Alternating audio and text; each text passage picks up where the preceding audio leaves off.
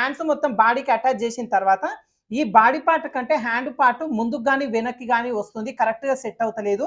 దీని గురించి క్లియర్‌గా చెప్పమని రండి. సో, ఇక్కడ మీకు ఈ చంక రౌండ్‌ని బేస్ చేసుకొని నేను ఇక్కడ చూపిస్తాను. ఈ చంక రౌండ్ ఈ ఎడ్జ్ దగ్గర నుంచి మొత్తం ఈ చివరి వరకు మెజర్‌మెంట్ ఎంత ఉన్నది అనేది మనం ఒకసారి చెక్ చేసుకుందాం. ఇప్పుడు ఈ ఎడ్జ్ ఉంది కదా! చంక రౌండ్. ఈ రౌండ్ షేప్ మొత్తాన్ని ఇదిగోండి ఈ విధంగా పెట్టేసుకొని చూసుకుందాం. మనకి ఎంత వచ్చింది ఇక్కడ కరెక్ట్‌గా 10.5 ఇంచులు వచ్చింది. ఇప్పుడు ఈ 10.5 ఇంచుల్లో నుంచి 1 ఇంచు తగ్గించుకొని 9.5 ఇంచులు వచ్చేలాగా ఫస్ట్ ఇదిగోండి ఈ లైన్ దగ్గర మార్కింగ్ అనేది చేసుకుందాం. ఇదిగోండి ఈ విధంగా పెట్టేసుకొని 9.5 ఇంచులు ఎక్కడి వరకు వస్తుంది చివరి వరకు వచ్చేస్తుంది. ఇక్కడ మార్కింగ్ చేసుకొని ఇప్పుడు మనకి బాడీ పార్ట్‌లో ఖర్చు కోసం ఎంత తీసుకున్నాం? 2 ఇంచులు తీసుకున్నాం కదా! ఇదే 2 ఇంచులని ఈ చివరి నుంచి లోపల వైపుకి మార్కింగ్ అనేది చేసేసుకోవాలి. ఇలా మీరు మార్కింగ్ చేసుకొని హ్యాండ్స్ కట్ చేసుకోండి. కరెక్ట్‌గా మీరు బాడీ పార్ట్ జాయిన్ చేసిన తర్వాత బాడీ పార్ట్ కంటే హ్యాండ్ పీస్ ముందుకు గాని, వెనక్కి గాని రాకుండా ఈ ఎడ్జ్‌కి సమానంగా వచ్చేస్తుందన్నమాట.